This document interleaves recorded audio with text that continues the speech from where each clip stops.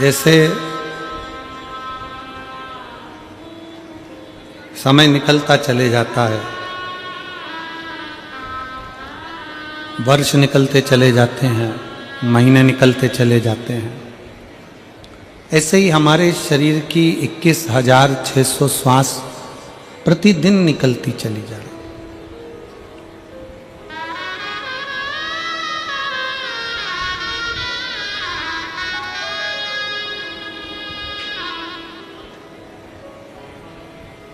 और हम उन 21,600 श्वास में अपने जीवन को कैसे जी रहे हैं और कैसे भगवत भजन कर रहे हैं, ये आपके ऊपर निर्भर करता है।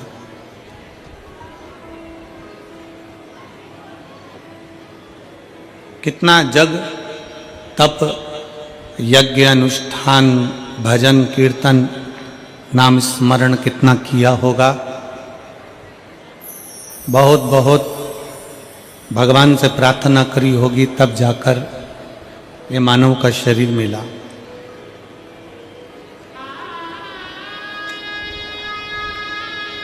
और उस मानव के शरीर को पाने के बाद भी भारत वतन मिला। कुछ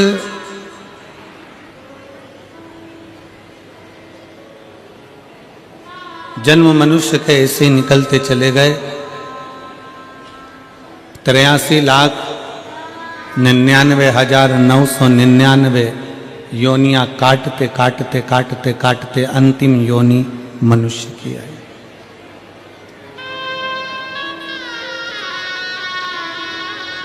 और उस मानव योनि में भी अगर हम भगवान का भजन ना कर पाए तो फिर वापिस पुनरपि जननम पुनरपि मरणम, फिर जन्म फिर मृत्यु, फिर जन्म फिर मृत्यु।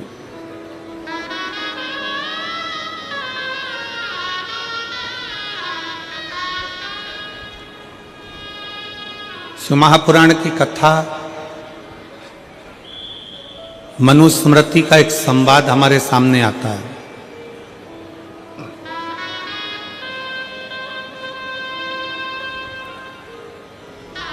मनुस्मृति में कहा गया है कि अगर कोई अतिथि अपने दरवाजे पर आए तो उसको भोजन अवश्य दो।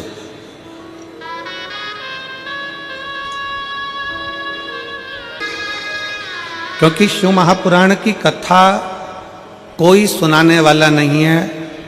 चंचुला देवी ने देवऋषि नारद जी से कहा था कि आप हमें शिव पुराण की कथा सुना दो, तो नारद जी कहते हैं इस पुराण को मैं नहीं सुना सकता।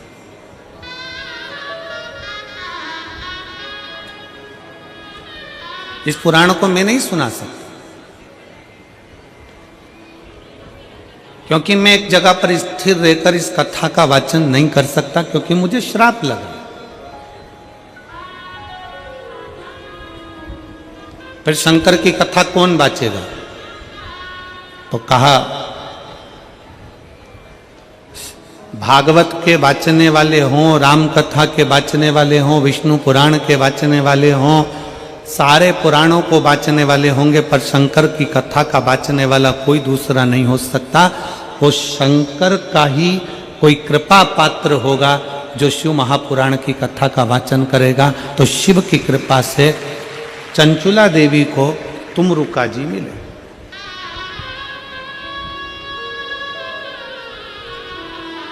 कौन तुमरुका?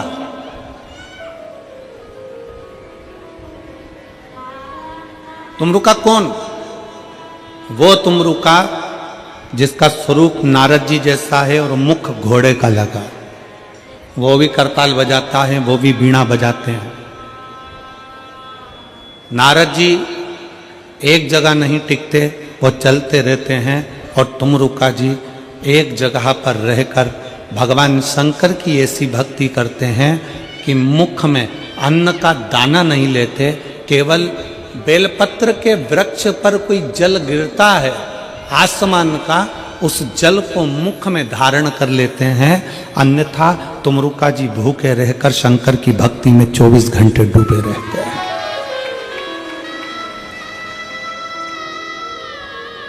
वो तुमरुका जी।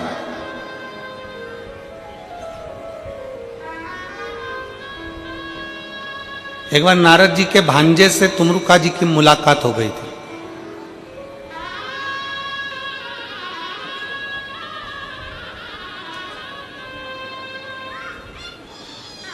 और नारद जी के भांजे ने तुमरुका जी से पूछा था कि तुम कुछ भी नहीं खाते, ना फल खाते हो, ना अन्न खाते हो, ना कुछ प्रसाद पाते हो, फिर भी तुम्हें इतनी शक्ति, इतना बल कहां से आता है कि तुम भगवान शंकर की इतनी भक्ति कर लेते हो।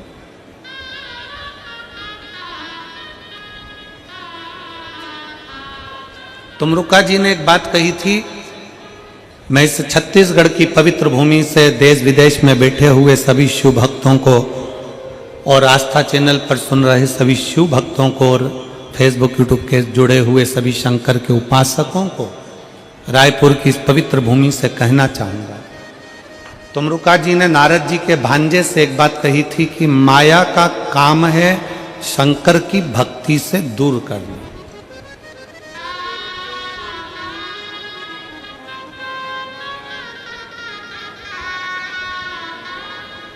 माया का काम है शंकर की भक्ति से दूर करना।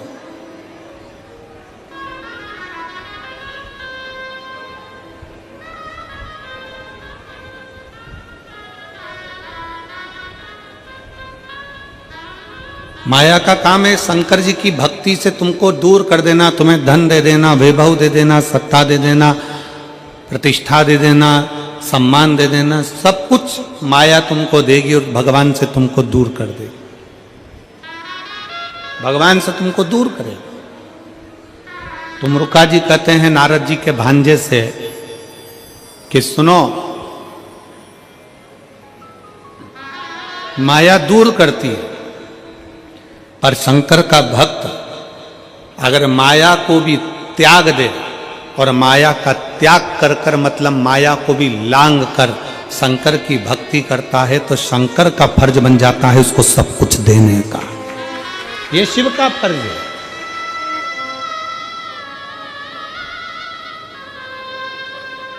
एक स्त्री से पूछो कि वो चतुर्थी के व्रत में भूखी प्यासी कैसे रह लेती है। एक स्त्री से पूछो कि वो हरतालिका तीज के व्रत में भूखी प्यासी कैसे रह लेती। एक स्त्री से पूछो कि वो 16 सोमवार में संकट सोमवार के व्रत में 16 सोमवार के व्रत में भूखी प्यासी कैसे रह लेती।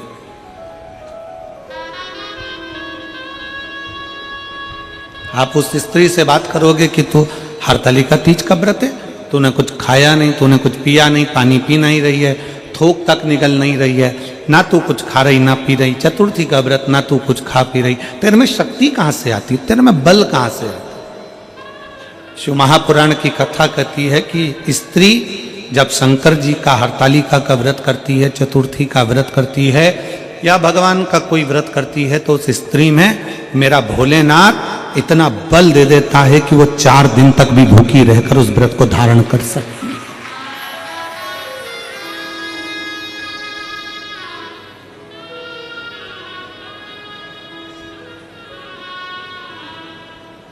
आजकल एक फैशन चला है,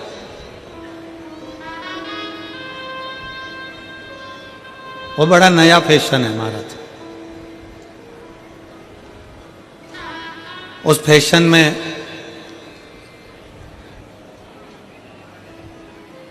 कई बेटे कई बेटियां नेत्र बंद कर कर बैठे हैं, माला पकड़ कर बैठे हैं, आंख में से आंसू झड़ रहे हैं और 3-4 कैमरे उनको कैच करने के लिए लगे।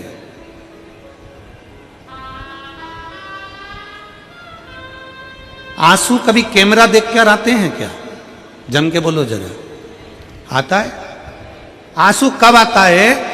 जब आप उसकी भक्ति में इतने डूब जाओ, इतने डूब जाओ कि आपको अपने तन की भी सुध ना रहे, तब नयन से जो अश्रु बहते हैं वो परमात्मा के लिए बहते हैं, कैमरे में दिखाने के लिए नहीं बहते।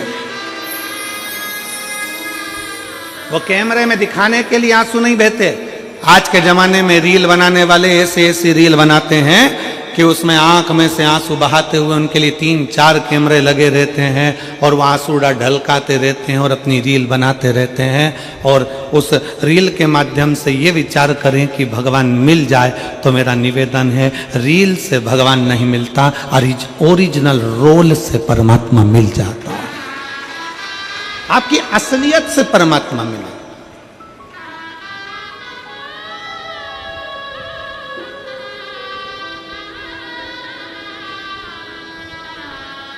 एक राजा अज का चरित्र आता दशरथ जी के पिताजी।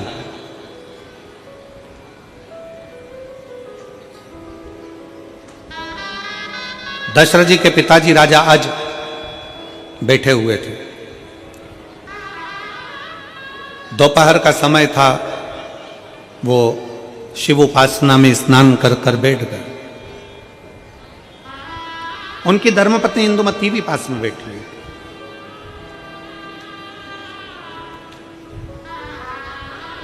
सूर्यवंश के पताका राजा अज जब शंकर भगवान की आराधना में लीन थे, शिव जी की आराधना में लीन थे, शंकर की भक्ति में लीन थे, उसी समय लंका का राजा रावण ने सूचना कर दी कि अपन को अवध में अयोध्या पर आक्रमण करना। पूरी अयोध्या को अपन को बना लेना है अपना।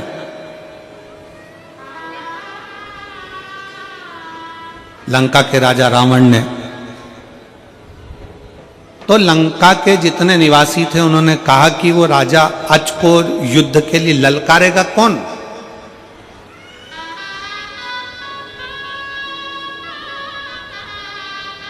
रावण ने कहा राजा अज को युद्ध के लिए मैं ललकारूंगा। चलो, जिस समय पर राजा रावण राजा अज के राज्य में गए और राजा अज शंकर भगवान की भक्ति में लगे हुए थे, उस समय पर लंका के राजा रावण ब्राह्मण का रूप रख लिया। मस्तक का मुकुट फेंका, गले में रुद्राक्ष तुलसी की माला धारण करी, त्रिपुंड लगाया, सुंदर रूप धारण कर कर लंकाधिपति रावण राजा अज जहां पूजन कर रहे थे, शंकर जी की आराधना कर रहे थे, वहीं पर पहुंच गए।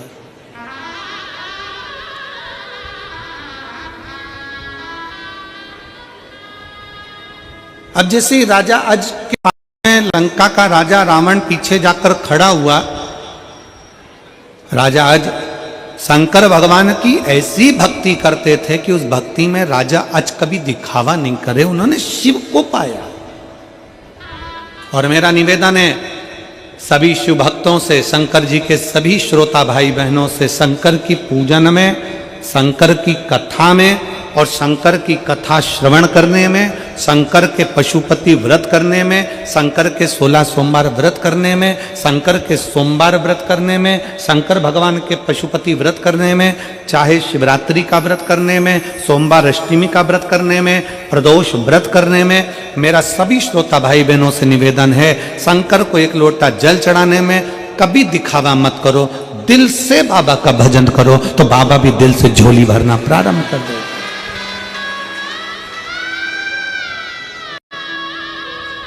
अब दिल से भजन करो ना, अब दिल से स्मरण करो।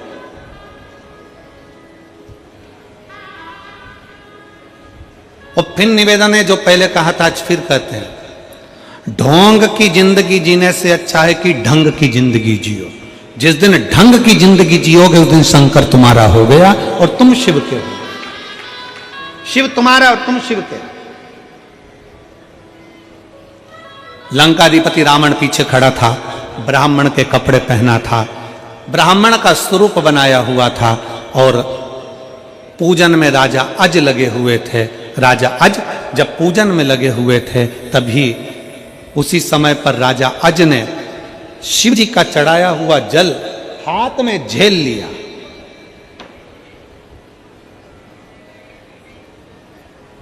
जो दुनिया के लोग शिव महापुराण पर उंगली उठाते हैं, जो दुनिया के लोग शंकर भगवान के चढ़े हुए जल पर उंगली उठाते हैं, उनको उस कथा का स्मरण करना चाहिए त्रेता की, उस कथा का स्मरण करना चाहिए सतयुग की, उस कथा का स्मरण करना चाहिए त्रेता की कि राजा अज ने शंकर भगवान पर जल चढ़ाया। रावण पीछे खड़े होकर देख रहा है और चढ़ाया हुआ जल राजा अज ने अपनी अंजलि में झेल लिया, अपने हाथ में झेल लिया।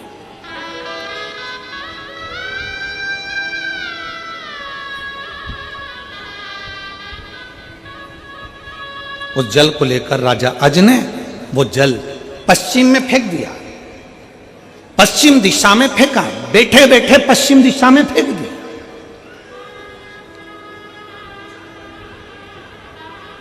रावण देख रहा था। ये देखकर रावण तुरंत राजा अज के पास आया और अज के पास आकर कहा रावण ने कि तुम शंकर जी की पूजन कर रहे हो, शंकर जी पे चढ़ा हुआ जल तो अपने ऊपर प्रोक्षण किया जाता है, छीटा जाता है, आचमन किया जाता है, और तुमने वो जल पश्चिम में फेंक दिया। तुमने वो जल झेला और पश्चिम में फेंका। तुम्हारी बुद्धि मारी गई है, तुम्हें विवेक नहीं है, तुम्हें अकल नहीं है, तुम्हारा विवेक कहां चले गया। लंकापति रावण चिल्लाने लगा, राजा अज से पूछने लगा कि तुमने ये जल लेकर पश्चिम में क्यों फेंका। तब उसी समय पर राजा अज ने कहा, मैं शंकर जी को जब जल चढ़ा रहा था तब मैंने मंत्र का जब उच्चारण करा, उस उच्चारण में मुझे लगा कि कोई गाय पुकार रही है। सरयू जी से पश्चिम की ओर 4 कोस की दूरी पर एक शेर गाय को पकड़ने वाला था और मैंने शंकर जी का चढ़ा हुआ जल पश्चिम में उसी स्थान के लिए फेंक दिया। तो उससे हुआ क्या, उस जल से हुआ क्या। राजा अज ने कहा, वो शेर मर गया और गाय बच गई।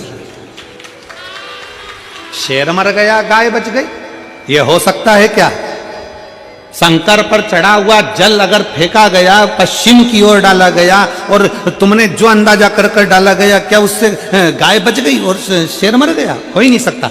रावण उसी समय पर तुरंत गया, पश्चिम की ओर 4 कोस की दूरी पर सरयू जी के 4 कोस दूर जाकर देखा, एक शेर मरा पड़ा हुआ था। राजा अज के हाथ का फेंका गया जल शेर को वहीं बैठे बैठे जब बाण के रूप में लग सकता है तो रावण को लग गया। इस शिव भक्त से लड़ना कठिन विषय है, इससे लड़ा नहीं जा सकता।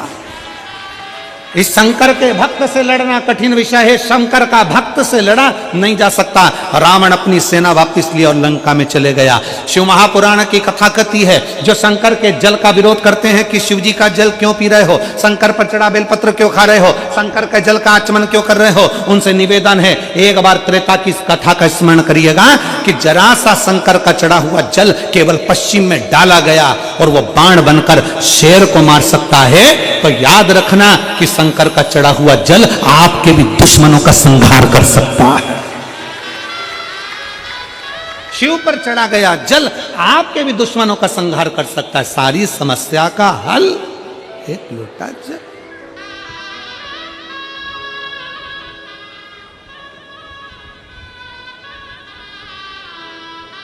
बहुत सारे मिलेंगे तुमको, बहुत। दिन भर टीवी खोलोगे या मोबाइल में निकालोगे तो बहुत सारे मिलेंगे और वो ये बोलते मिलेंगे कि जल मत पियो, बेलपत्र मत खाओ, ये मत करो, वो मत करो। क्यों? क्योंकि उन्होंने ठान रखा है ये जल नहीं पिए, ये दारू की दुकान पे जाके दारू पिए। उन्होंने ठान रखा है ये बेलपत्री नहीं खाए, ये मांस की दुकान पे जाके मांस खाए। अरे एक एक व्यक्ति को गर्व होना चाहिए कि हमारे घर का छोटे से छोटा बच्चा एक लोटा जल लेकर शंकर के मंदिर में जाकर उस जल का आचमन कर रहा है। हमारा बच्चा कहीं गलत जगह पर नहीं जा रहा। एक एक व्यक्ति को गौरव महसूस होना चाहिए कि हमारे घर का बच्चा शंकर के मंदिर जा रहा है, हमारे घर की बेटियां शिवालय तक जा रही हैं, हमारे घर की बुजुर्ग माताएं शंकर का भजन गा रही हैं, हमारे यहाँ पर शंकर की स्तुति में लोग डूबे हुए हैं। ये गर्व आपको होना चाहिए कि शंकर के मंदिर में दुनिया के लोगों ने जाना चालू कर दिया। जहां बच्चे फिल्म देखने जाते थे, जहां बच्चे मॉल घूमने जाते थे, जहां बच्चे वहां जाना आना ना जाने कहां कहां का मेला आदि घूमने जाते थे, आज बच्चे सत्कर्म की ओर बढ़ रहे हैं, तो तुम्हें गर्व होना चाहिए कि हमारी नवयुवक टीम अब सनातन धर्म की ओर जागृत हो गई है।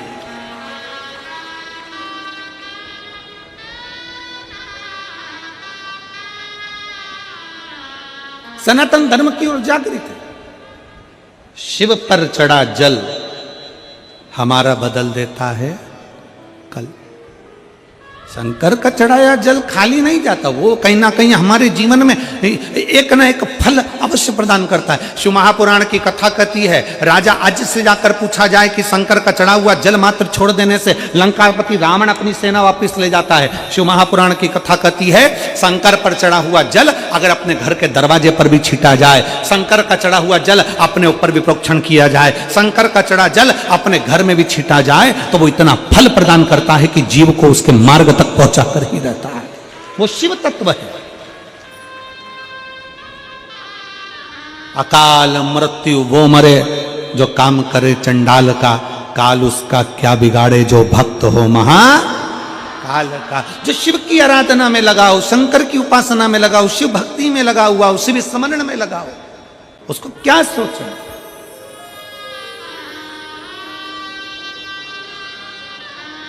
महाराज जी मेरठ में कथा चल रही थी, छठा दिन कथा का। कथा चलते में किसी ने कहीं दूसरी जगह का वीडियो निकाला और वो वीडियो वायरल कर दिया कि महाराज कथा में, आप लोगों ने भी देखा होगा, देखा था आप लोगों ने कि वहाँ तो ये हो गया, ने भगदड़ हो गई, ने उपद्रव, उसने जारी कर दिया। वो पूरे न्यूज़ चैनलों पर चल गया और कथा लाइव चल रही 1 बजे से 4 बजे तक। कथा का पंडाल भरा हुआ, लोग ऐसी कथा का रसतत्व ग्रहण कर ऐसे।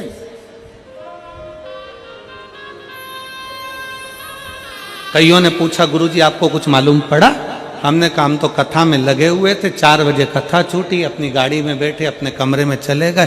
कथा करवाने वाला शंकर है, कथा बाचने वाला शंकर है, तो कथा में बैठने वाला भी शंकर है। वो सब संभालता, वो सब संभालता।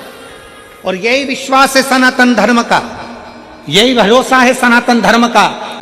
तुमरुका जी ने कहा नारद जी के भांजे से कि माया शिव भक्ति को रोकेगी, और जो शिव भक्ति को माया रोकने का काम करेगी और उस माया को जो लांग कर चले जाए, जो शंकर की, दुनिया के लोग कहेंगे क्यों मंदिर जा रहे हो, दुनिया के लोग कहेंगे क्यों मंदिर जाना, क्यों भजन करना, क्यों कथा सुनना, उसको भी तुम लांग जाओ। इधर से सुना इधर से निकाला, अपना भजन में मन लगाओ, चित्त में मन लगाओ। कोई तुमको ज्ञान दे कि शंकर के मंदिर में जाके 1 लोटा जल मत चढ़ाओ, तो कह दो तेरे को कहने कौन आया था कि तू जा। हमारा दिल, हमारा मन। और फिर निवेदन है, चप्पल अपनी पसंद की पहनते हो, बोलो सही है कि गलत है? जूता अपने पसंद का पहनते हो, जूता भले 5000 का हो परंतु वो काटे तो पहनोगे क्या? पाँव में छाला कर दे तो पहनोगे क्या? भले 5000 का, 50,000 का हार गले में पहनते और वो चुप चुप कर दाने दाने कर दे, पूरा गले को घमोरिया कर दे तो पहनोगे क्या? 1 लाख की साड़ी, 10,000 की साड़ी, और मालूम पड़े वो साड़ी शरीर में चुपती रहे, पूरा शरीर छील दिया, निशान बना दिए, तो वो 10-20 हजार की साड़ी पहनते हो क्या? जम के बोलो जरा। नहीं, नहीं पहनते। 5,000 के जूते से तुम नहीं दबे। जूते ने काटा, तुमने छोड़ दिया, मैं नहीं पहनूं 5,000 का जूता है, ऐसा काटे तो क्या मतलब का, छाला कर दे तो क्या मतलब का? जूते अपनी पसंद का, कपड़ा अपनी पसंद का, भोजन अपनी पसंद का, भजन अपनी पसंद का, तो दूसरे से क्या पूछना कि वो मना करे कि मंदिर मत जाओ और तुम नहीं जाओगे? दिल मेरा, शंकर मेरा, लोटा मेरा और जल मेरा, मेरा बाबा है, मैं जाऊं ना। तो वो एक लाइन है ना महाराज जी आपकी, वो मुंबई वाले शास्त्र में, मैं चाहे ये करूं, मैं चाहे वो करूं, मेरी मर्जी, मेरा मन है।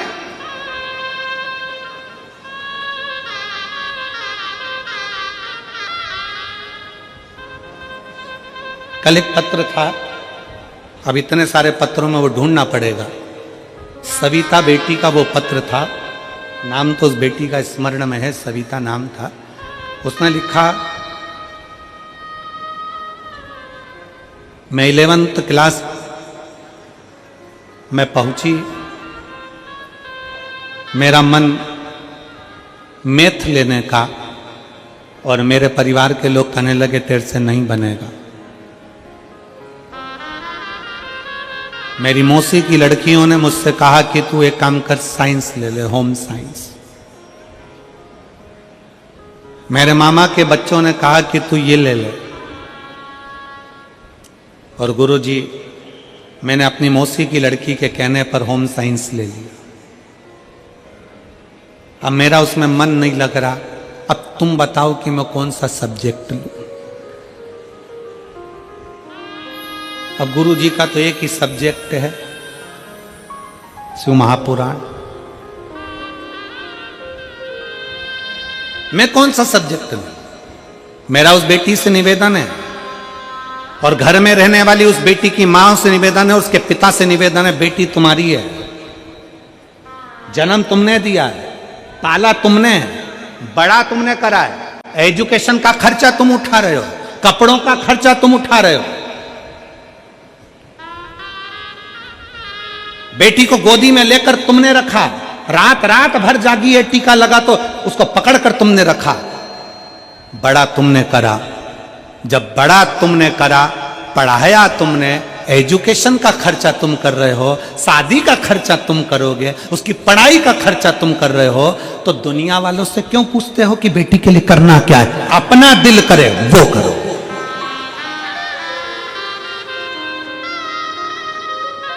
पड़ोसी तुम्हारा खर्चा उठा रहा है क्या? पड़ोसी तुम्हारी पढ़ाई का खर्चा उठा रहा है क्या? मौसी की लड़की पढ़ाई का खर्चा उठा रही है क्या? मौसी की लड़की कॉलेज का खर्चा उठा रही है क्या? मामा के छोरे खर्चा उठा रहे हैं क्या? बुआ के छोरे खर्चा उठा रहे हैं क्या? जब वो तुम्हारा खर्चा नहीं उठा रहे, तुम्हारे माँ बाप ने तुम्हें पाल पोस कर बड़ा करा, तो निर्णय लेने का भी अधिकार तुम्हारे माँ बाप का और तुम्हारा खुद का है। अपना निर्णय लो कि मुझे क्या करना। सेल्फ निर्णय होना चाहिए, अपना निर्णय होना चाहिए। हम दुनिया के प्रपंच में फंसे। लोग क्या कहेंगे, लोग क्या कहेंगे? लोग कुछ नहीं कहेंगे, मरने के बाद राम नाम सत्य कहेंगे। लोग क्या कहेंगे, लोग क्या कहेंगे? और वो लोग क्या कहेंगे, लोग क्या कहेंगे, उसी के चक्कर में तुम उन्नति की सीढ़ी पर नहीं चढ़ पाए। जहां खड़े थे वहीं की वहीं खड़े हो, वहीं की वहीं।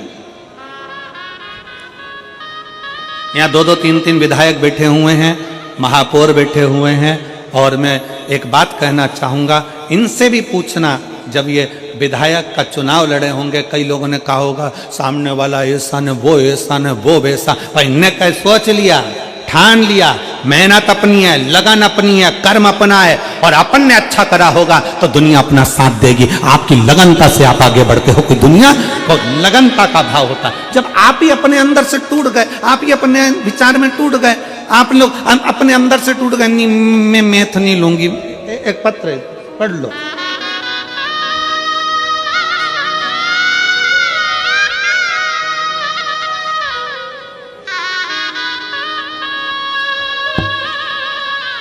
मैं श्रीमती चंपा देवी, गुरु पंचांग पति श्री कन्हैया लाल गुरु पंचांग, कहीं बैठे हो तो हाथ हिला सकते हैं, कहीं बैठे हो तो अपना हाथ हिला सकते हैं। श्रीमती चंपा देवी गुरु पंचांग, पति श्री कन्हैया लाल गुरु पंचांग। आ जाओ, एक बेलपत्र ले जाना, आ जाइए, आ जाओ। मेरा मोबाइल नंबर यह है, मैं नवापारा राजिम निवासी हूँ। गुरुदेव, मैं भोले बाबा का क्या गुणगान करूँ गुरुजी। मेरा बेटा श्रेय कुमार गुरु पंचांग बहुत दिनों से सरकारी नौकरी की तैयारी कर रहा था, सरकारी नौकरी की तैयारी कर रहा था, मगर कुछ ना कुछ कारण से बरह जाता था। गुरुजी, बेटा सरकारी नौकरी की तैयारी करे, कुछ नंबर से रह जाए तो उस बच्चे को समझाओ, इतनी जल्दी हिम्मत मत हारना, इतनी जल्दी हिम्मत मत हार जाना, अभी तो तुझे बहुत आगे बढ़ना है।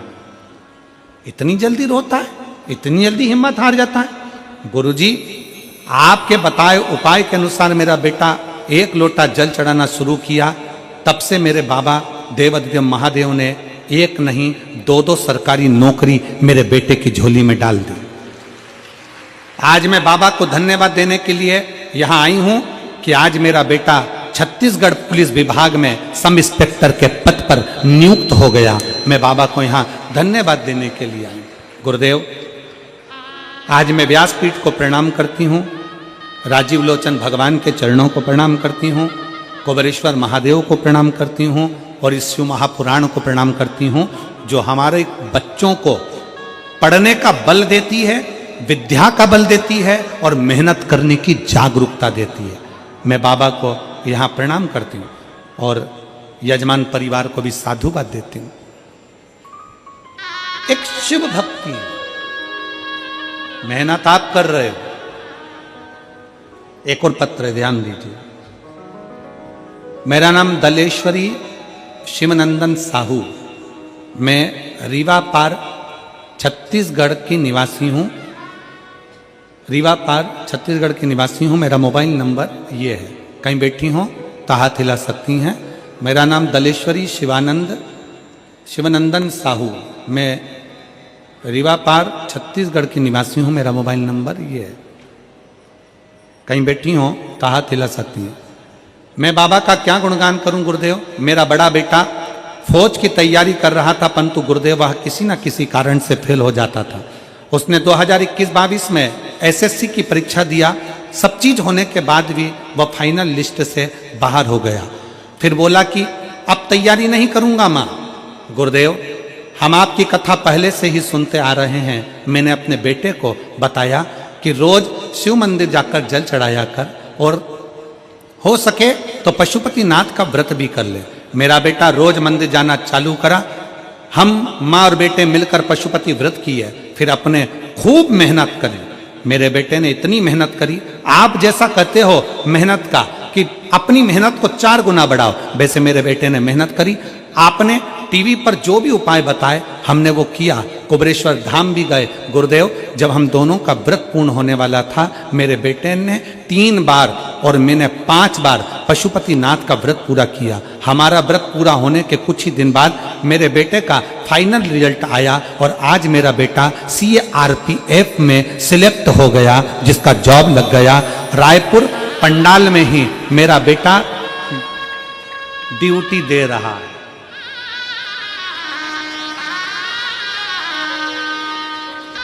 ये शिव तत्व है।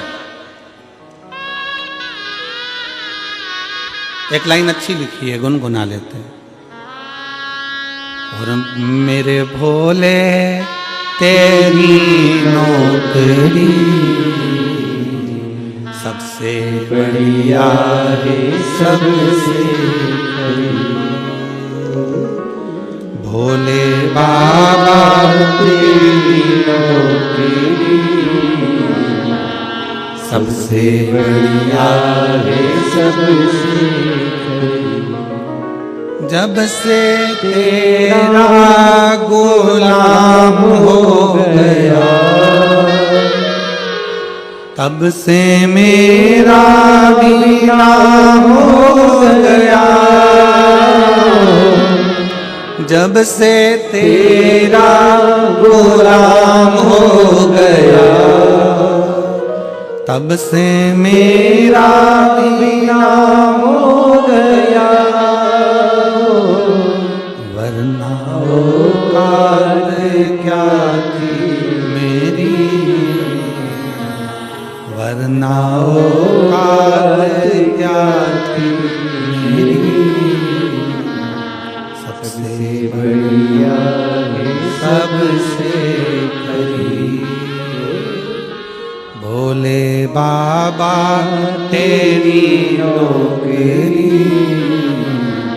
सबसे बढ़िया है, सबसे। लगन से मेहनत से करने वाला चाहिए।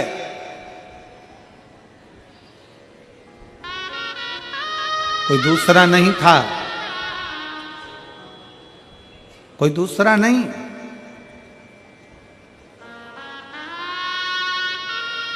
राष्ट्रपति के सिंहासन पर बैठने वाला भी एक साधारण व्यक्ति है, प्रधानमंत्री के सिंहासन पर भी बैठने वाला एक साधारण व्यक्ति है, मुख्यमंत्री के पद पर बैठने वाला भी एक साधारण व्यक्ति है, विधायक सांसद के पद पर बैठने वाला भी एक साधारण व्यक्ति है। और आप और हमसे कोई दूर नहीं है। आप में भी वो गुण है कि आप अगर अपनी लगनता से कार्य करें, अपनी मेहनत से, अपने कर्म से जुड़कर कार्य करें, तो दुनिया में ऐसा कोई कुर्सी नहीं, कोई पद नहीं जिस पे तुम नहीं बैठ सकते। जब छोटे थे पिताजी चने का ठेला लगाते थे। कहीं पर सत्यनारायण भगवान की अगर कथा आ जाती थी तो लाल धोती पहन लेते थे महाराज जी और चले जाते थे। वो ठेला जो होता है धकाने वाली गाड़ी, हाथ गाड़ी, उसमें 2 डंडे होते हैं। पिताजी के ठेले को जब धकाते थे तो डंडे में ही झोले में सत्यनारायण जी की कथा और एक घंटी लटका लेते थे कि पिताजी का ठेला चने का वहाँ खड़ा कर देंगे चौराहे पर और वहीं से हम दौड़ कर कथा करने चले जाएंगे सत्यनारायण।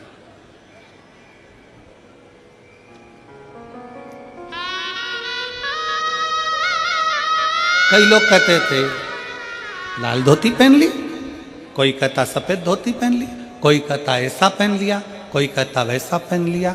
इतनी ठोकर जमाने की खाई है, तब जाकर मेरे भोले बाबा ने हाथ पकड़कर यहां बिठाया।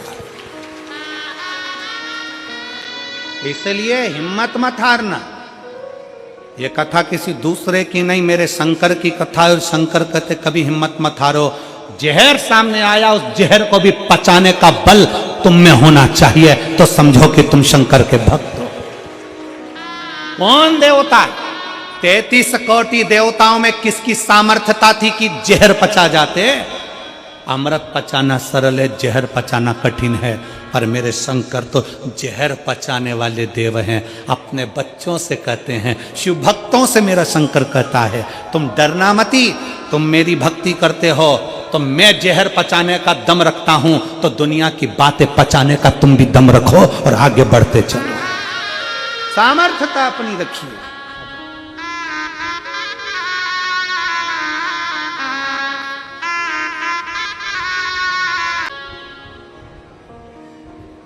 कोई जल्दी बनता है, कोई लेट बनता है, और शंकर को जल चढ़ाने वाला एक दिन सेठ जरूर बनता है। थोड़ा समय लग सकता है।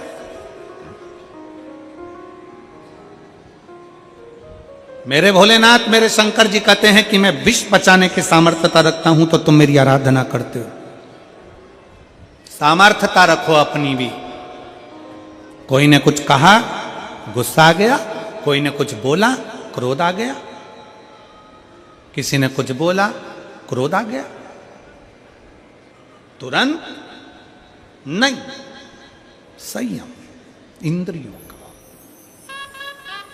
संयम इंद्रियों का।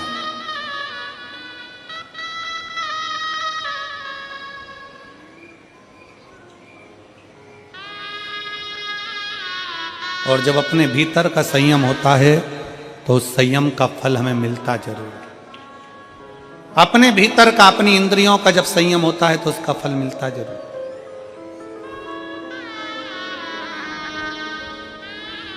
उसका फल खाली नहीं जाता।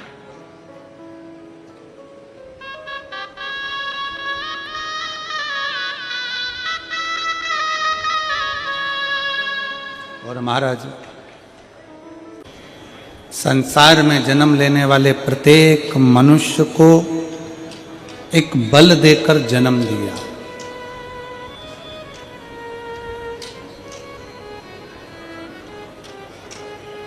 मनुस्मृति कहती है, दरवाजे पर अतिथि आए उसको भोजन दे।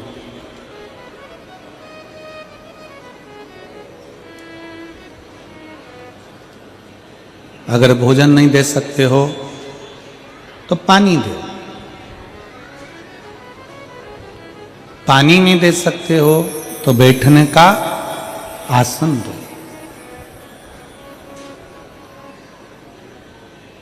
बैठने का आसन दो।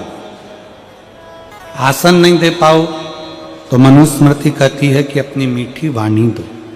मीठे शब्द से संबोधन करिए, मीठे शब्द से उसको संबोधित करिए।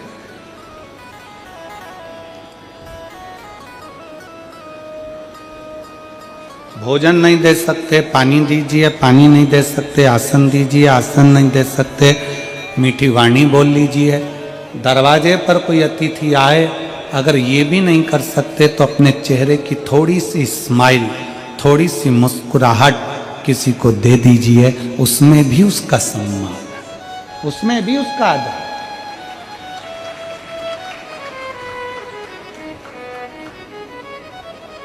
जो अतिथि को भोजन ना दे पाए, पानी ना दे पाए, आसन ना दे पाए, मीठी वाणी ना दे पाए, चेहरे की स्माइल ना दे पाए, तो समझ लेना कि बुढ़ापा तुम्हारा फिर बड़ा बुरा निकलने वाला है, दर दर की ठोकर खाने वाले।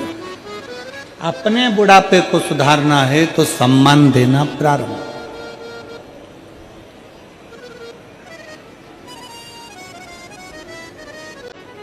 तो शिव कथा कहती है, मनुस्मृति कहती है कि अगर कोई अतिथि आए तो उसको भोजन दीजिए, भोजन नहीं दे सकते तो पानी दीजिए, पानी नहीं दे सकते तो आसन दीजिए, आसन नहीं दे सकते तो मीठी वाणी दीजिए, और मीठी वाणी नहीं दे सकते तो अपने चेहरे से थोड़ा सा मुस्कुरा कर आदर कर दीजिए, वो भी एक जीवन का सुख है। ये हमारे बुढ़ापे को सुधार देता है, ये हमारे बुढ़ापे को सुधारता है। आपकी मीठी वाणी, आपके चेहरे की स्माइल हमारे बुढ़ापे को सुधार देती है। बुढ़ापे में जितने जितने मुसद्दी लाल जैसे रहोगे उतने उतने दुख पाओगे।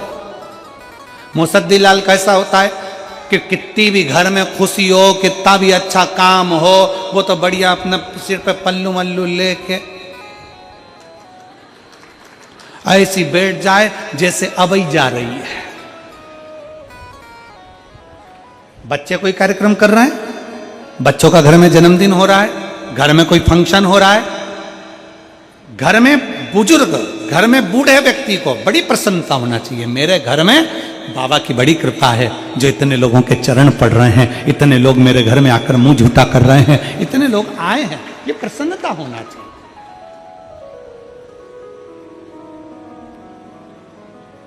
अपने बुढ़ापे को सुधारने के लिए अपने चेहरे की प्रसन्नता रखिए।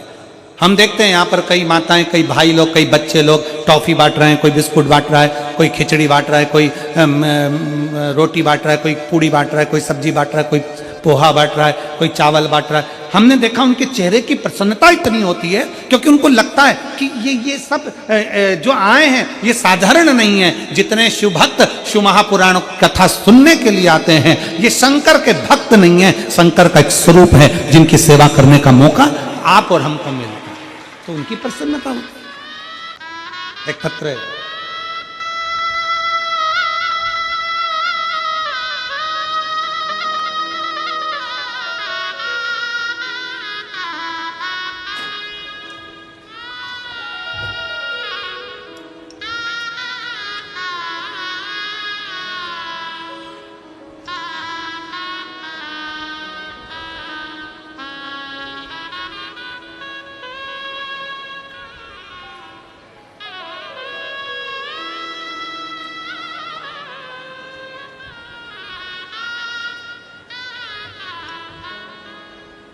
मैं किरण सिंह रायपुर छत्तीसगढ़ की निवासी हूँ।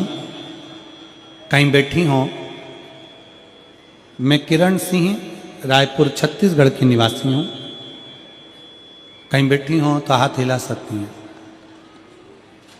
आप ही हैं? एक बार वापिस हाथ हिलाओ। आ जाइए, एक बेलपत्र ले जाइए। आ जाओ, आ जाओ।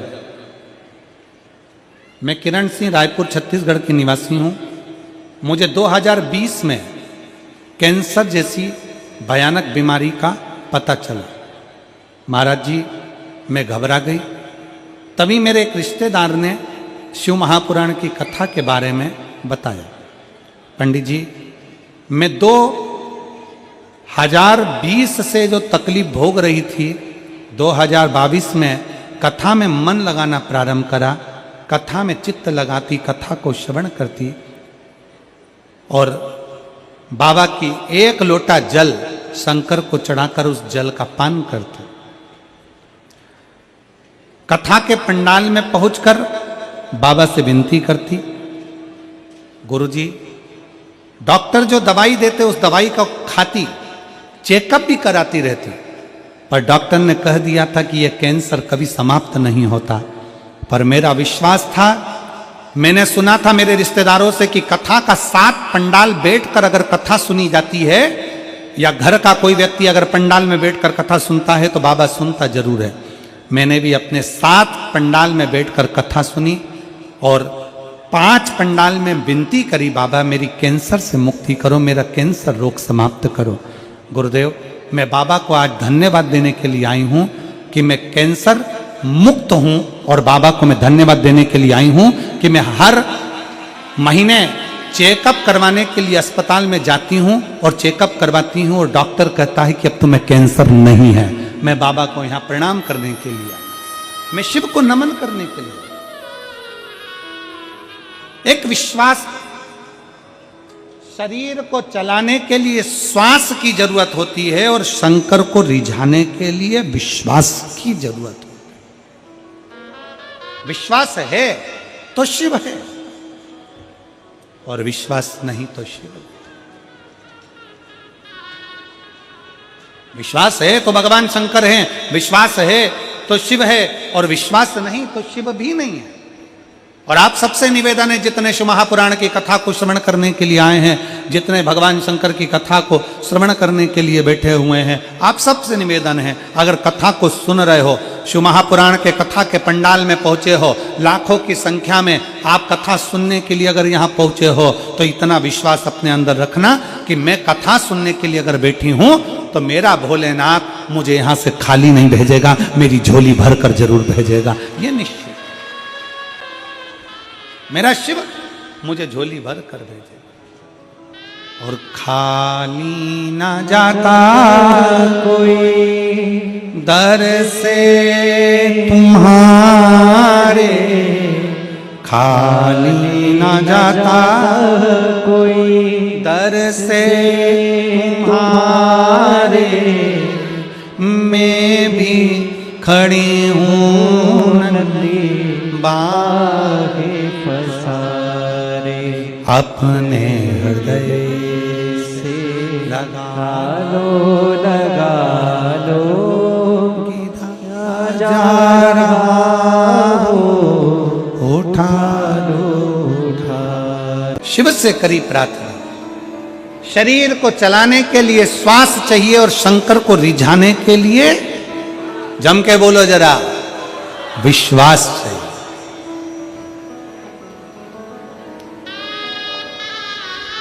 जाते हो शंकर भगवान के मंदिर में एक लोटा जल चढ़ाने? हाथ उठाओ जरा सब। जाते हो?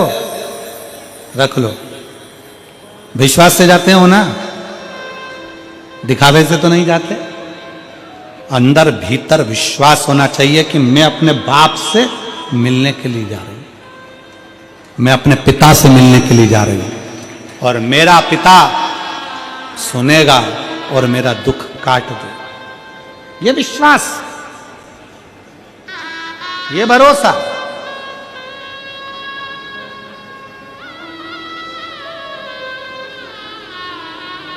जिस समय पर दक्ष प्रजापति ने माता सती का विवाह करना चाहा,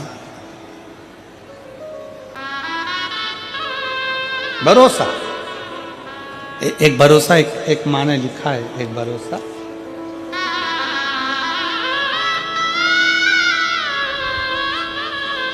शांति देवी सड्डू, मैं शांति देवी सड्डू रायपुर निवासी हूं गुरुदेव। कहीं बैठी हो तो हाथ हिला सकती हैं। मैं शांति देवी सड्डू रायपुर निवासी हूं। पिछले 2 साल के आपके माध्यम से शिव महापुराण की कथा से जुड़ी हूं। शिव जी की महिमा का मैं क्या गुणगान करूं गुरुदेव। 18 साल से किराए के घर में रहती थी गुरुदेव, पर जब से मैंने शंकर भगवान से जुड़ी एक लोटा जल चढ़ाना प्रारंभ करा, शिव महापुराण की कथा सुनना प्रारंभ करी, तब से मेरे जीवन में ऐसी कृपा हुई। आज 18 साल से जो किराए के मकान में रहती थी, आज मेरा रायपुर शहर में खुद का मकान मेरे बाबा ने करा दिया। अपने मकान में रहती गुरुदेव। मेरा बड़ा बेटा जो पिछले 3 साल से सरकारी नौकरी की तैयारी कर रहा था, पर किसी ना किसी कारण से वह चूक जाता था, तब मैंने उसे शिवलिंग पर बेलपत्र और जल चढ़ाने के लिए कहा, साथ ही पशुपतिनाथ का व्रत करने के लिए कहा। गुरुदेव, मैंने उसे यह भी कहने के लिए कहा कि पेपर में जाने से पहले बेलपत्र में शहद लगाकर शिवलिंग में चढ़ाना। गुरुदेव, उसने ठीक ऐसा ही किया और गुरुदेव, बाबा ऐसी कृपा हुई कि आज मेरे बेटे का भारतीय पैरामिलिट्री में नौकरी लग गई। मैं बाबा को प्रणाम करने के लिए आई हूँ, नमन करने के लिए आई हूँ। मेरा कहीं बैठी हो श्रीमती शांति देवी सड्डू, रायपुर निवासी, कहीं बैठी हैं? आ जाओ आ जाओ, आ जाइए। एक बार वापस हाथ हिलाओ। ठीक है, आइए, आ जाइए। मैं बाबा को यहां नमन करने के लिए, ये विश्वास है। आपकी दुख की घड़ी में, आपके कष्ट की घड़ी में, आपके तकलीफ की घड़ी में, आपकी समस्या में, आपकी दुख की घड़ी में, आपकी समस्या में, आपकी तकलीफ की घड़ी में कोई आए चाहे ना आए। परशु महापुराण की कथा कहती है, शंकर को जब हम एक लोटा जल चढ़ाते हैं तो शंकर हमारा हाथ पकड़ लेता है, और जब जब हमारे ऊपर तकलीफ आती है या हमारा कोई कार्य अटकता है, तब मेरा देव अधिदेव महादेव तुम्हारे सामने आकर खड़ा हो जाए। किरण देवी हैं, किरण सिंह रायपुर छत्तीसगढ़ से हैं। 2020 में कैंसर हुआ था, बाबा की कृपा से आज कैंसर मुक्त हैं। बाबा को प्रणाम करें, एक बार जोरदार ताली बजाएं उनके लिए। साधु का भगवान शिव, शिव तत्व एक विश्वास शंकर के प्रति रखिए।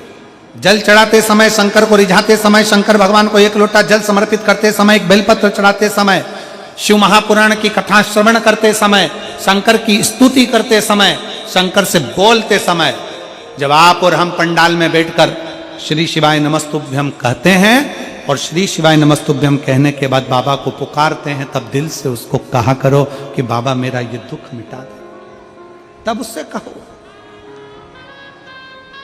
विश्वास था माता सती का, माता सती का विश्वास, उनका भरोसा।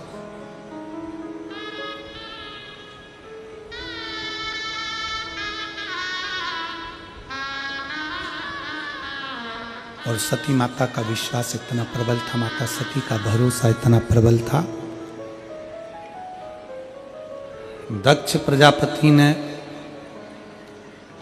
निर्णय ले लिया था कि सती का विवाह शिव के साथ नहीं करूंगा।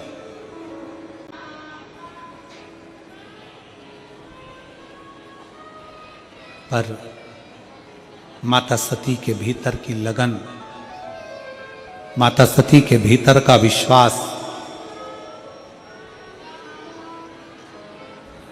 माता सती के भीतर का भरोसा, दृढ़ता इतनी बढ़ गई थी माता सती की कि माता सती शिव को और शिव सती का ध्यान करती, दोनों।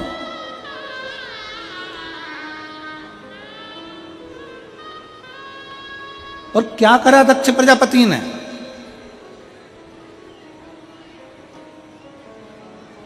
आज पूरे देवताओं के पास सूचना पहुंचा दी कि मेरी बेटी सती का स्वयंवर होने जा रहा है। शंकर जी के पास कोई सूचना नहीं गई, भगवान भोलेनाथ जी के पास कोई सूचना नहीं गई कि माता सती का स्वयंवर होने जा रहा है।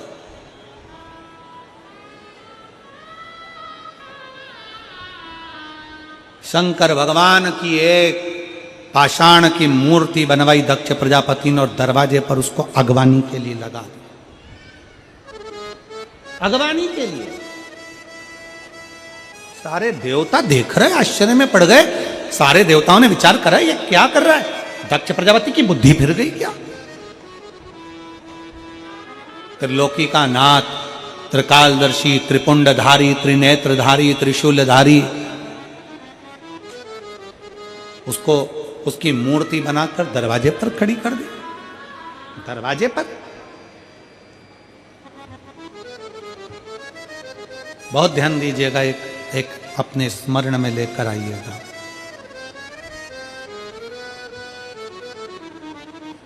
शादियों में महाराज जी, आजकल विवाहों में, शादियों में एक नया फैशन हो गया।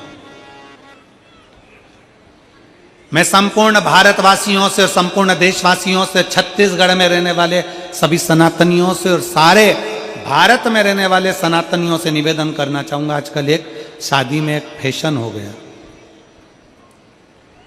कि शादी में जब आप प्रवेश करते हैं तो प्रवेश करने के दरवाजे के पास भगवान को बिठा दिया जाता है। फाइबर की उनकी मूर्ति बना जाती है, कहीं गणेश जी को बिठा देंगे, कहीं उसमें दुर्गा जी को बिठा देंगे, कहीं उसमें शंकर जी को बिठा देंगे, कहीं उसमें देवताओं को बिठा देंगे। बोलो देखा कि नहीं देखा आप लोगों ने? जम के बोलो जरा, देखा है ना? शादियों में, मंडप में, शादी के अंतर्गत, शादी विवाह में दरवाजे में जब हम प्रवेश करते हैं तो दरवाजे पर भगवान को बिठा देते हैं। लोग आते हैं, अपना दांत पान खाते खाते जा रहे हैं, गुटखा खाते खाते जा रहे हैं, मदिरा के नशे में जा रहे हैं, चलते फिरते जा रहे हैं और वो मूर्ति के आसपास से निकल कर जा रहे हैं। उससे हमारे सनातन धर्म की हंसी उड़ती है। मेरा निवेदन है, ये शादी ब्याह में भगवान की मूर्ति को दरवाजे पर लगाना बंद करो। भगवान को दरवाजे से हटाकर अपने हृदय में और अपने घर में बिठाओ। निवेदन सभी से, शादी में भगवान की मूर्ति को दरवाजे पर ना रखें, श्रेष्ठता नहीं है। जब भगवान शंकर की मूर्ति बनाकर दक्ष प्रजापति ने दरवाजे के सामने बाहर की ओर खड़ी कर दी, भगवान नारायण आए, हाथ जोड़कर वापिस चले गए। भगवान ब्रह्मा आए, हाथ जोड़कर वापिस चले गए। अंदर प्रवेश नहीं करे, अंदर प्रवेश नहीं किया, बाहर वापिस नहीं किया। पूछा, दक्ष प्रजापति ने बाहर निकलकर पूछा भगवान नारायण से, आप अंदर क्यों नहीं आ रहे? भगवान नारायण ने कहा कि अपमान करने के लिए आपने भगवान शंकर की मूर्ति बनाकर दरवाजे पर खड़ी करी, अपमान करने के लिए, और यह मुझे श्रेष्ठ नहीं, यह हमें श्रेष्ठ नहीं। अपमान करने के लिए ब्रह्मा जी से पूछा कि आप अंदर क्यों नहीं आते? सती का स्वयंवर है, आओ अंदर। नहीं, आपने अपमान करने के लिए शंकर जी की मूर्ति को दरवाजे पर रखा। हम नहीं आ सकते, नहीं आ। आखिरी में माता सती माला लेकर आती हैं। पूरी सभा में घूमती घूमती माता सती शिव को इतना स्नेह करती थी। सखी ने कहा कि अरे सती, शंकर इस सभा में नहीं आए हैं, शंकर इस सभा में नहीं बैठे हैं। सती कहती है चिंता मत करो, शिव का कोई प्रतिबिंब तो होगा। तब सखी ने कहा दरवाजे पर तुम्हारे पिता ने शिव की हंसी उड़ाने के लिए शिव की मूर्ति लगा दी है। पत्थर की मूर्ति? हाँ। सती कहती है अगर मेरा विश्वास पक्का है, भरोसा पक्का है और मेरा विश्वास गड़दड़ी है तो पत्थर की मूर्ति से भी महादेव प्रकट हो जाएगा। पत्थर की मूर्ति से भी महादेव प्रकट हो जाएंगे, पत्थर की मूर्त से भी शिव प्रकट हो जाएंगे। सती मैया माला लेकर सब दूर घूमकर दौड़कर बाहर निकल जाती हैं और शंकर भगवान की मूर्ति के गले में माला पहना देती हैं। जैसे ही माला पहनाई, शंकर उस मूर्ति से प्रकट होकर सती का हाथ पकड़ लेते हैं। दक्ष प्रजापति जानते हैं अब तो मुझे विवाह करना ही पड़ेगा। तब शिव और सती का विवाह होता है, तब शिव सती का विवाह। पर जो दिल से जल चढ़ाता है, बाबा दिल से उसको स्वीकार कर लेता है। एक माँ यहां बैठी है जिसका बच्चा माइंड से विकलांग है। श्वेता अविनाश बावलकर, सरोना रायपुर से हैं। मेरा मोबाइल नंबर यह है। जिसका बेटा माइंड से भी तकलीफ में, वो बैठी हैं। अगर बच्चा को लेकर आई होंगी कहीं ना कहीं बैठी हो तो हाथ हिलाइएगा। श्वेता अविनाश बावलकर, सरोना रायपुर से हैं। मेरा मोबाइल नंबर ये है। कहीं बैठी हैं? हाथ हिलाओ जरा। बच्चा है साथ में? हाँ ठीक है, दिख गया। आ जाओ, लेकर इसको लिया, धीरे धीरे लिया, धीरे धीरे आराम से लेकर आओ।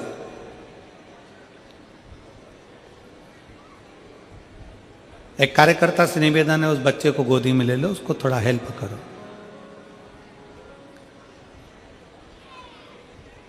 हम श्वेता अविनाश बावलकर, सरोना रायपुर से हैं। मेरा मोबाइल नंबर ये है। मेरा बेटा अबीर अविनाश बावनकर, उम्र 7 साल का है। जन्म से चलता, बोलता, समझता नहीं था। पत्र को आप लोग भी पढ़ेंगे। जन्म से चलता नहीं, बोलता नहीं, समझता नहीं था। मुझे परिचित ने आपकी कथा के बारे में बताया तो मैं आखिरी दिन की भिलाई की पहली कथा में बाबा का आशीर्वाद लेने पहुंचू।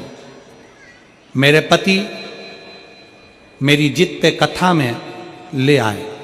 थोड़ा सुना रहे थे, भीड़ बहुत रहती है, मत जाओ, लेकिन मेरी जिद से मैंने अमलेश्वर की 7 दिन की कथा पूरी सुनी। बाबा से बस एक प्रार्थना करती थी कि मेरा बच्चा थोड़ा बोलने लगे, थोड़ा सा चलने लगे, थोड़ा समझने लगे। पलंग पर पड़ा रहता था, समझ नहीं पाता था, बोल नहीं पाता था, 7 साल का हो गया था। तीसरे दिन की कथा अमलेश्वर की थी। मैं बाबा को प्रणाम करती, रच को उसको लगा देती और बाबा को नमन कर कर कहती, बच्चे से ओम बुलाने का प्रयास करती। बेटा नहीं बोलता। कथा का तीसरा दिन पंडाल में हम लोग बैठे। मेरे बेटे ने ओम नमः शिवाय, ओम नमः शिवाय का जाप मुख से प्रारंभ किया और तब से वो बोलने लगा। अब गाने भी गा लेता है। आपके भजन की आवाज से उसे खुशी मिलती है, नाचने भी लगता है। वो चल नहीं पाता था पर अब हाथ पकड़कर थोड़ा थोड़ा चलने भी लगा है। मैं बाबा को यहाँ धन्यवाद देने के लिए आई हूँ।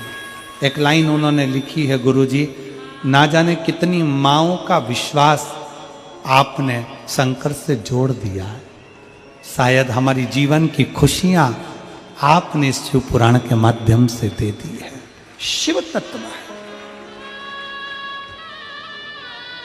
शिव है।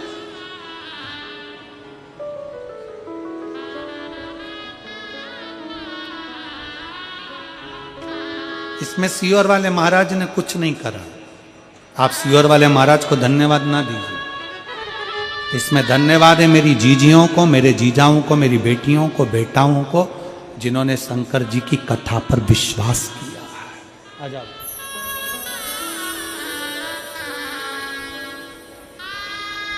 खड़ा करो, खड़ा करो।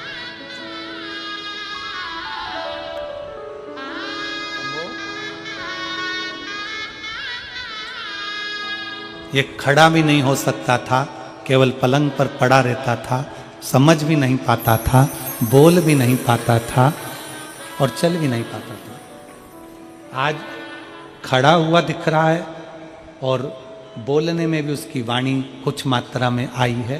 शंभू, इधर बैठ।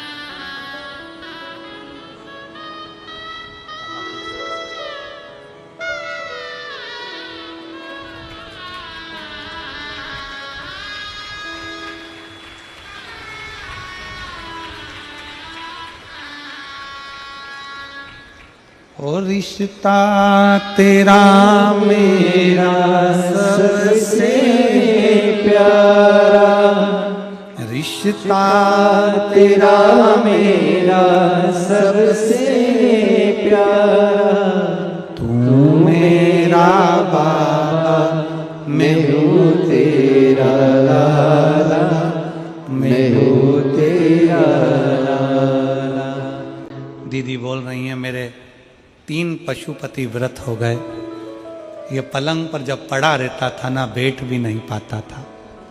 आज इसको बैठा हुआ देखकर, थोड़ा चलता हुआ देखकर थोड़ा बोलते हुए देखकर खुशी होती है गुरुदेव कि बाबा ने कुछ तो उसमें दिया और उसमें बहुत फर्क दिखा। बाबा से यही प्रार्थना है कि आपका विश्वास शिव कभी नहीं तोड़ेंगे। एक लोटा जल आप चढ़ाते रहो, शंकर हाथ पकड़कर पार जरूर कर देंगे, निश्चित।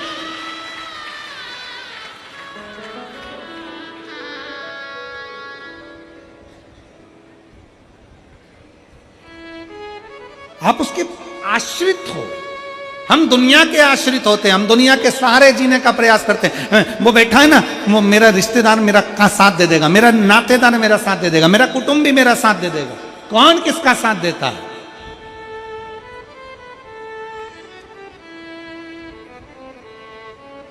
कोई किसी का साथ नहीं देता।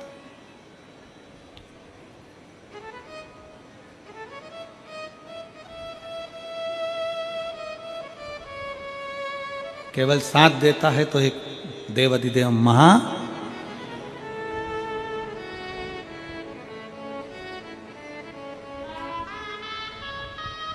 सती मैया ने अपना विश्वास प्रकट करा। ये शिव और सती के विवाह की कथा कथी है। शंकर भगवान के मंगल विवाह की कथा कथी है। सती और शंकर के विवाह की कथा कथी है कि सती जैसा भरोसा रखना कि पत्थर की मूर्ति को माला पहनाई और पत्थर की मूर्ति में से शिव प्रकट हो गए। वो विश्वास तुम्हारे भीतर होना चाहिए कि मैंने शंकर भगवान को जल चढ़ाया है, मेरे शरीर में रोग है, बीमारी है, मेरा भरोसा कहता है कि शंकर जी मुझे अच्छा कर देंगे। मैंने कंपटीशन एग्जाम दिया है, अच्छी मेहनत करूंगा, अच्छी पढ़ाई करूंगा, दिल से पढ़ूंगा और उस परीक्षा को मैं पास करूंगा। एक बेलपत्र शहद लगाकर शंकर को लगाकर फिर जाऊंगा, मेरा शंभू मेरे साथ जाएगा। विश्वास। शिव महापुराण की कथा में आए हुए पत्र हम कभी सियोर लेकर नहीं जाते। सारे पत्र, चाहे वो ढेरों में पत्र हो, रोज के सारे पत्र यहीं रहते हैं। 7 दिन के पत्र यहीं छोड़कर जाते हैं।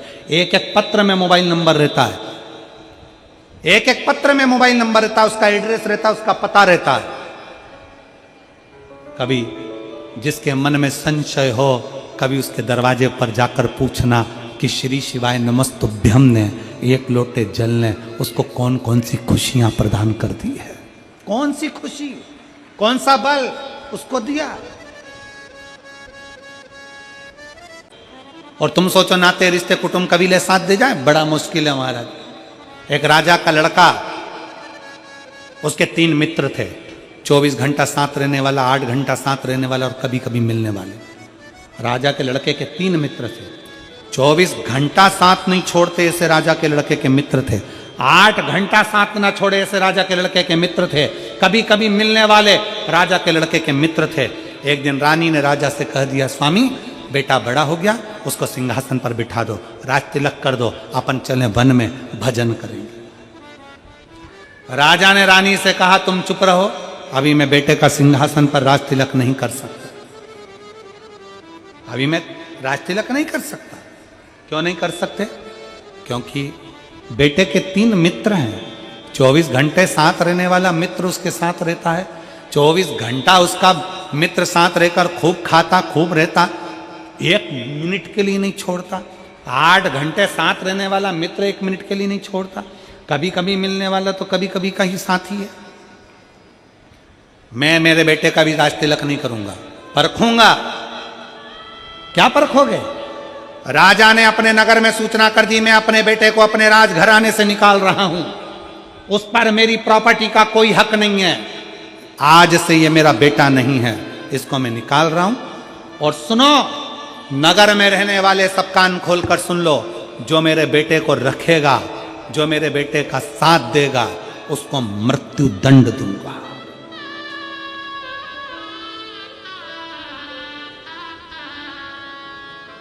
अगर कोई नगर में मेरे बेटे का साथ देगा और कोई मेरे बेटे को रखेगा तो उसको मृत्यु दंड मिलेगा।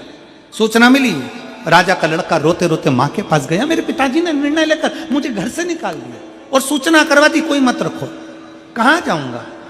मां बोली, अब मैं क्या करूं, तेरे बाप के आगे, तेरे पिता के आगे क्या बोल सकती। लड़का कहने लगा, मम्मी मां चिंता मत करो, मेरा दोस्त है, मैं उसके घर चले जाऊंगा। 24 घंटे गले से गले मिलकर रहता है, 1 मिनट मेरे बिना नहीं रह पाता, मैं उसके घर जाऊंगा। 24 घंटे साथ रहने वाले मित्र के घर गया, दरवाजा बजाया, खोला ही नहीं, दरवाजा ही नहीं खोला। वो कह रहा है भाई दरवाजा खोल, मेरे पिताजी ने मुझे निकाल दिया। अंदर से आवाज लगाकर कह रहा है भैया तेरे हाथ जोड़ूं, पांव पड़ूं, अपने घर जा।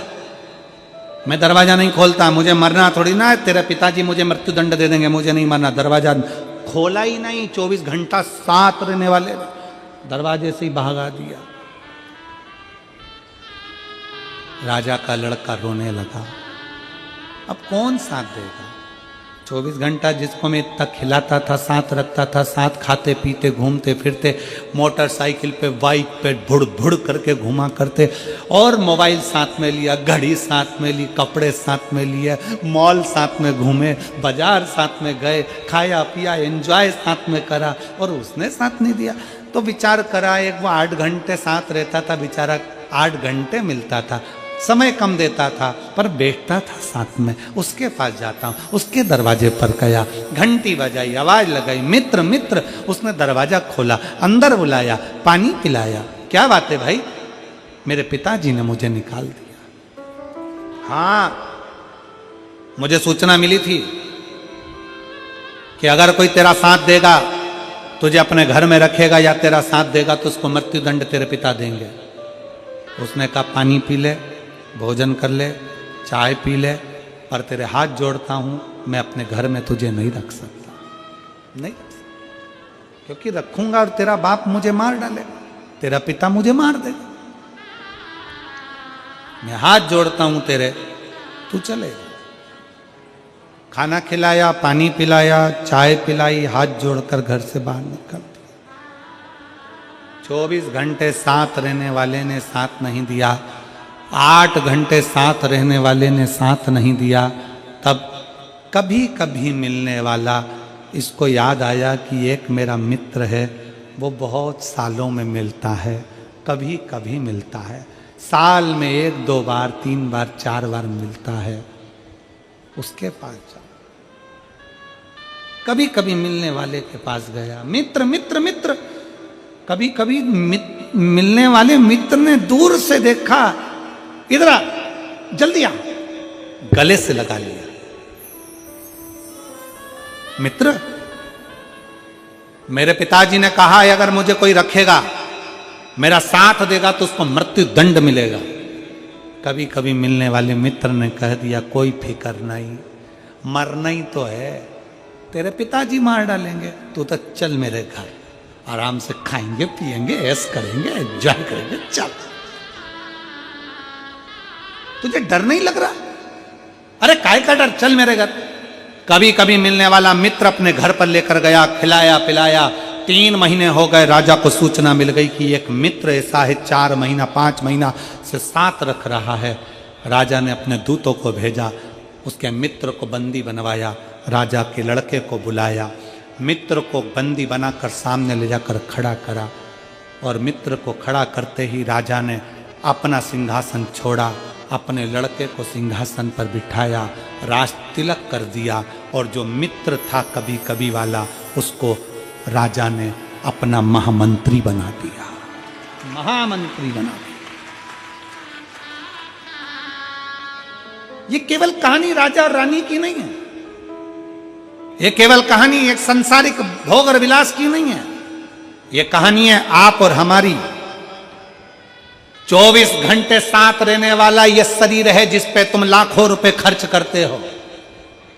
ये 24 घंटे साथ रहने वाला मित्र है, रोज 50-60 रुपए का साबुन मल मल के पूरे मित्र को चकाचक करते हो।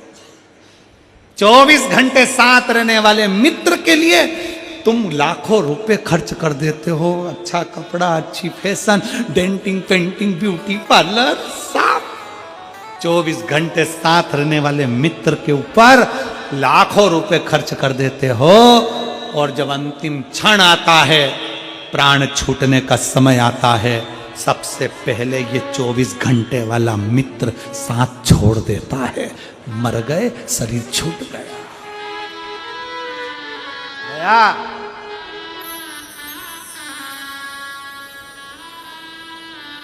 24 घंटे साथ रहने वाला शरीर छूट जाता है। फिर 8 घंटे के साथी हैं परिवार वाले, ये मित्र हैं 8 घंटे के।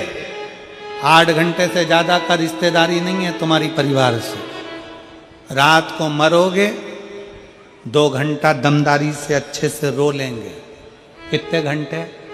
हिसाब लगाओ जल्दी से, कितने घंटे? जम के बोलो जरा। 2 घंटे, क्योंकि मरते हो तो एकदम नया नया मामला रहता है ना, तो रोना दमदारी से पड़ता। दमदारी से रात को 2 घंटे रोएंगे। 2 घंटे बाद फिर जनरेटर की मशीन धीमे धीमे धीमे धीमे धीमे धीमे, इन्वर्टर वोल्टेज कम होगा, रोना कम। रात में तुम्हारी बॉडी को उठाकर एक कमरे में दिया लगा के पटक देंगे और सब अपने अपने वहीं कुर्सी पर इधर उधर बाहर आंगन में चुबारे में बैठे रहेंगे। जो इतने 8 घंटे के रिश्तेदार हैं वो भी तुम मर के गए, दिया जला के छोड़ दिया करते करते।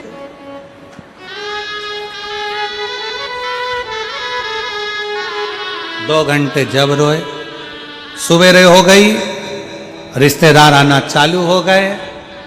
2 घंटे फिर सब आएंगे तो रोना ही पड़ेगा। कितने घंटे हो गए? जम के बोलो जरा। 4।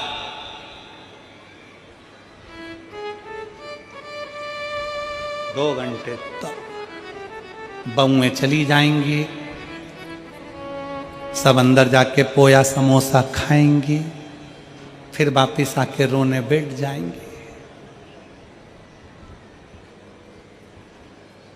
अब अर्थी जाने का समय आ गया, फिर दमदारी से रोए 2 घंटा। कितने हो गए? 6। अंतिम संस्कार हो गया, सब घर में आए, पड़ोसियों के यहाँ से चाय खाने पीने का आ गया, खा पी गए। 2 घंटे बचे हैं। 13 दिन तक रोज लगातार 5-5, 2-2, 5-5, 10-10 मिनट रोना ही पड़ेगा। 2 घंटे वो जोड़ लो, 8 घंटे के रिश्तेदार, 8 घंटे के नातेदार, 8 घंटे का परिवार। ये 8 घंटे का परिवार 8 घंटे का संबंध निभाता है, उसके बाद भूल जाता है कौन आया कौन गया, सब भूल भुला गए।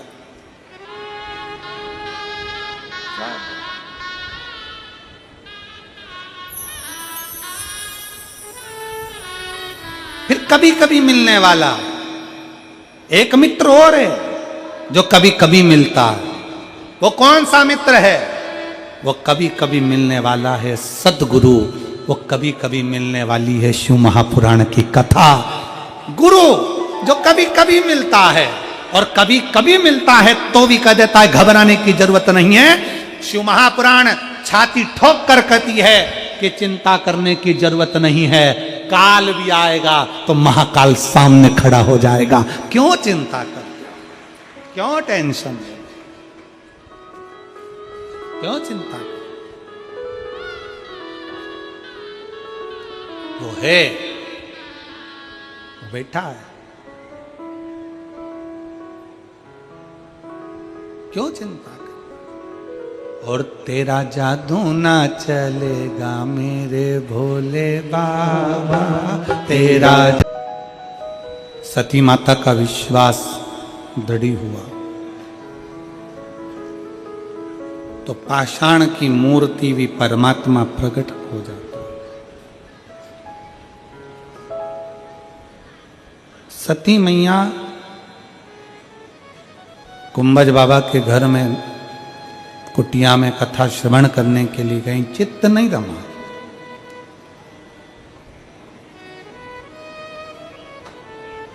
मेरठ की कथा में एक बात कही थी कि घर में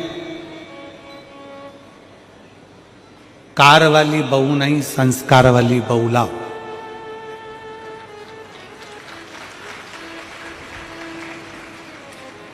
कार वाली अगर आ गई तो हो सकता है कि थोड़ा सा अहंकार रह जाए, पर संस्कार वाली अगर बहू आ गई तो फिर कहीं अहंकार नहीं रहता, अभिमान छूट जाता, समाप्त।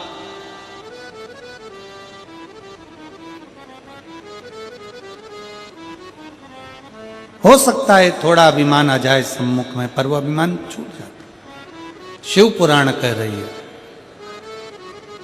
जो सती माता जलकर भस्म हुई स्वयं की अभिमत्ता से, स्वयं के अभिमान से, स्वयं के भीतर जो अहम आ गया था उससे जल गई।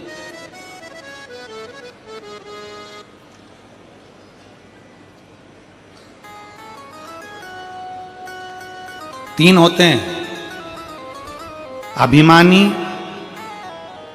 ज्ञानी और अज्ञानी। पहले नंबर पर है अभिमानी, वो किसी को नहीं गिनता, किसी को नहीं, वो स्वयं को ही श्रेष्ठ मानता है, बाकी का किसी को श्रेष्ठ नहीं मानता। दूसरे नंबर पर है ज्ञानी। ज्ञानी व्यक्ति वो होता है जो जितने मिलते हैं ना सबको श्रेष्ठ मानता है, और ये मानता है कि सब में भगवान ने बहुत बुद्धि दी है, बहुत ज्ञान दिया, बहुत ज्ञान दिया। और तीसरे नंबर पर होता है अज्ञानी। अज्ञानी व्यक्ति ऐसा होता है कि स्वयं भी मूर्ख होता है और दूसरों को भी मूर्ख समझता है। तीन है, पहले नंबर पर अभिमानी, दूसरे नंबर पर ज्ञानी, तीसरे नंबर पर अज्ञानी। अभिमानी स्वयं को श्रेष्ठ मानता है, ज्ञानी सबको श्रेष्ठ मानता है, और अज्ञानी सबको मूर्ख मानता है। सब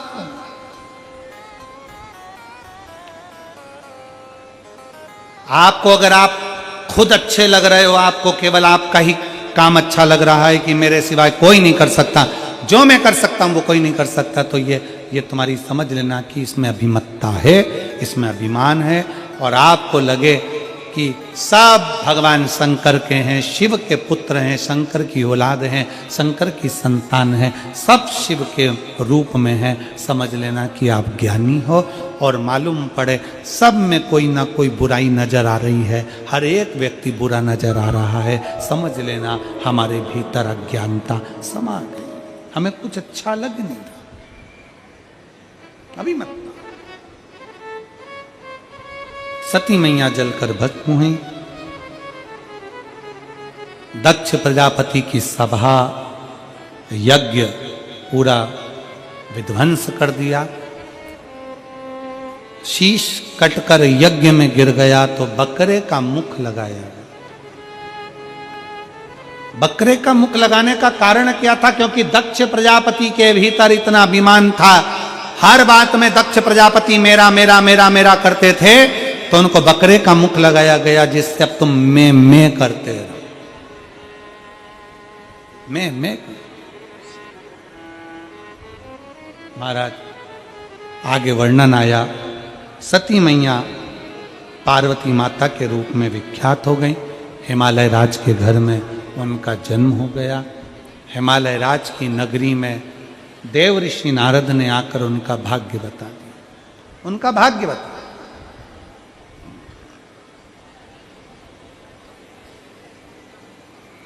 और नारद जी ने कह दिया, इसको जो पति मिलेगा वो भस्म रमाने वाला, जटाजूट बांधने वाला, नग्न वेशधारी, ऐसा पति मिले।